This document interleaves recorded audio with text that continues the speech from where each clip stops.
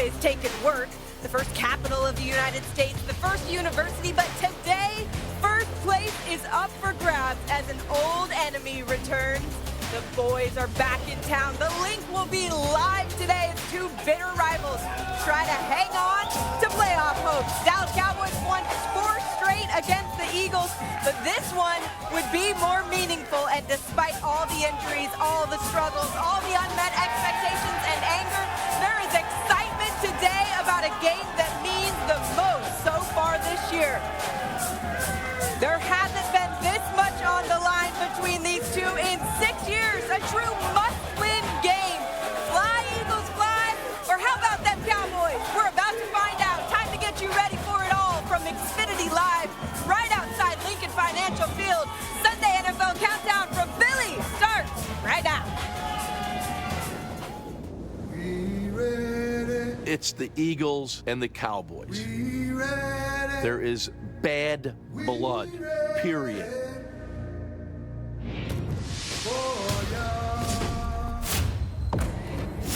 Rivalry spans over decades. The rivalry has always been ugly. None of us like each other. There was no rivalry that was as fierce. I hate these Eagles. I hate them. Dallas, we hate you. One of the best rivalries in football. Perfectly thrown by Carson Wentz. That'll light up this stadium. I don't think either team cares for one another, especially the fans. Touchdown, Zach Ertz. He's as reliable as tomorrow the sun's going to come up. This is a playoff game, and it starts now. America's team. That's who we are. It's going to be a physical, dirty game. That's what we're expecting. He runs it in. Touchdown, Zeke Elliott. They want to put on a show. Lead the show. Dominate on 3.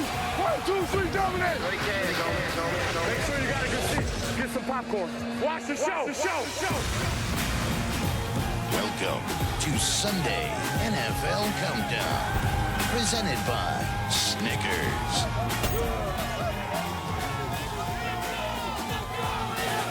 Look, we're not arguing that these are the 2 best teams in the league right now.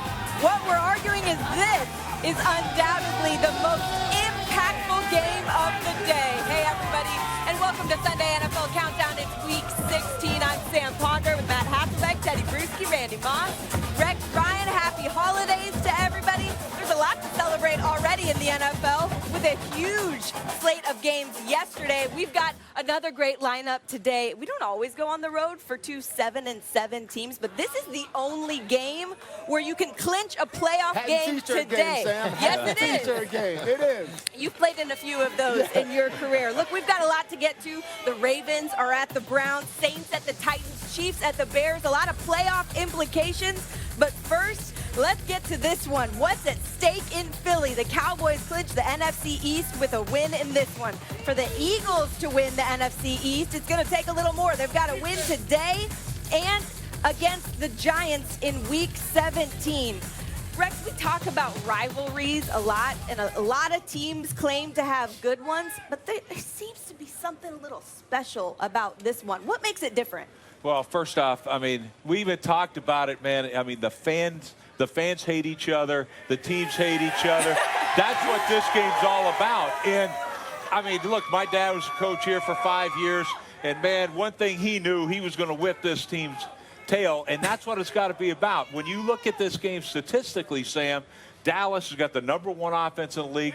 Philly's got the 17th ranked scoring defense, so it looks lopsided there. But today, that makes no difference. This is about who can be the most physical team and bully the other one. And that's what I'm looking for today. And you talk about physicality, you talk about Dallas has this great offense, but the concern all week has been about Dak Prescott and his shoulder. They talked about a separation in his AC joint in his right shoulder. I've had that injury. I understand what it is. It's very painful. Almost everyone that's played the game understands what Dak's dealing with. He likely got the cortisone injection in the top of his shoulder, didn't get to practice, didn't get to really throw the ball for 2 days this week in practice. I think he'll feel fine going into it, but what effect will that have on the game today? That's a question, and I think we'll know the answer to that early. You know, speaking about quarterback, Matt, let's talk about the Philadelphia Eagles quarterback. I'm talking about Carson Wentz.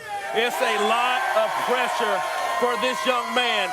Earlier in the year, talking about that statue of Nick Foles outside of this stadium.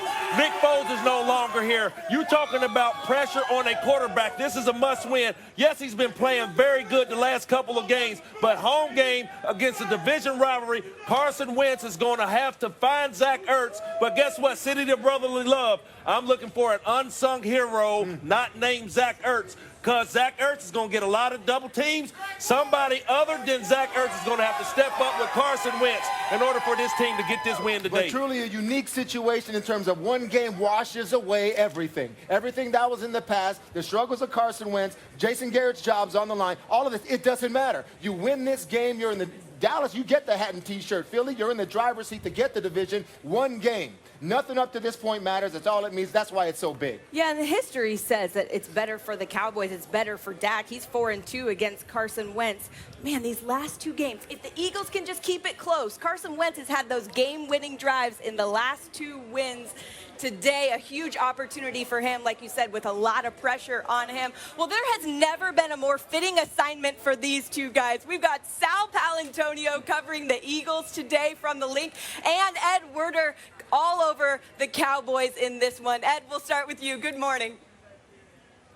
Good morning, Sam, and welcome to perhaps the most challenging game day of Dak Prescott's career. A win from the Cowboys' third division title in his 4 seasons as a Cowboys starter. Prescott has to prove he's overcome the most significant injury of his career. A sprained throwing shoulder prevented Prescott from taking any first-team practice reps, and he was able to throw on a very limited basis only the past 2 days, continuing to receive treatment. His shoulder pads have been adjusted to increase protection against an Eagles defense that hit him 22 times in their past 3 games. I doubt Prescott runs often, anticipate quick passes, but Jeff Heath warned not to underestimate the quarterback. And a team source who watched Prescott throw yesterday told me, quote, "He looked good. I don't see it changing our approach at all." Now to Sal Paolantonio with the Eagles.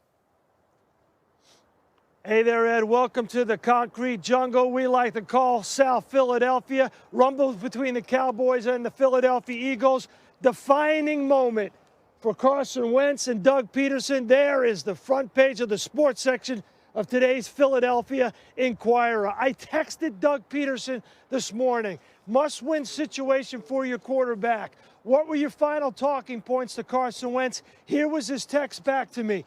We talked about doing the things we've done the past 2 weeks, making smart decisions with the football, using your legs only when you have to, be yourself. He doesn't have to make all the plays. Translation, don't hold the ball too long in the pocket. Don't turn it over. Look at this glorious day out here, SP. Beautiful day for a football game here in South Philadelphia. It's always a glorious day when Sal Powell's in South Philly. We know that. Look, he talked about Carson Wentz and them not having to put everything on his shoulders, but I know we're going to tell you later in the show why there may be even more pressure for him to take over in ways that he hasn't before. Look, this game is huge. We're going to get all over this and cover it from every angle, but there are a lot of other important games we need to get to. It's time for our opening kick. I want what you're most excited to see today, Randy. Man, I'm taking mine down to the Cleveland Browns. Does Lamar Jackson and the Baltimore Ravens want to keep this momentum going into the postseason? The first game against the Cleveland Browns, Nick Chubb ran crazy. That was the last time the Baltimore Ravens lost, was to the Cleveland Browns. Today, on the road, I'm talking about Odell Beckham Jr. You heard me in the opening. Odell Beckham Jr., man, throw him the ball, but no Kareem Hunt. I can't wait to see the secondary for the Baltimore Ravens against the wide receiver core, but I think this game will be won on the ground. It's a big game in Cleveland. I can't wait to see Drew Brees. Look, he's coming off the best game of his career. Are you kidding me? 29 of 30 passing. But today, it's all about this Titan defense. They're not going to be like the Colts were back there and paint a picture to Brees. They're going to change that picture. Mike Vrabel, Dean Pease, you got to mix it from jump against Drew Brees and company, especially now without Derrick Henry in the game. Titans defense got to show up big. Yeah, they don't have their running back. Look at this Steelers running back. Remember him? Le'Veon Bell? Well, he's not in Pittsburgh anymore. He's now a New York Jet. And what's going to happen today? Listen, Le'Veon Bell has not been that impressive this year. second to last in yards from the line of scrimmage as a carrier, and he's going up against a great and really a top 3 defense with the Pittsburgh Steelers. If we were talking about bowling, I'd go with Le'Veon Bell, but we're not. We're talking about football 2019. I'm taking the Steelers. Hey, fellas, you talk about dangerous teams rolling into playoff time. I am so excited to watch the Kansas City Chiefs offense today versus the Chicago Bears. Patrick Mahomes is coming along, but Khalil Mack hasn't had the sack production numbers this year, but still a dangerous pass rusher against an offense that can do so many things. Travis Kelce, all of his weapons. The Chiefs are a dangerous team, and I'm looking forward to watching today versus the Bears. So we still have about 6 hours till kickoff here. That's a long time for fans to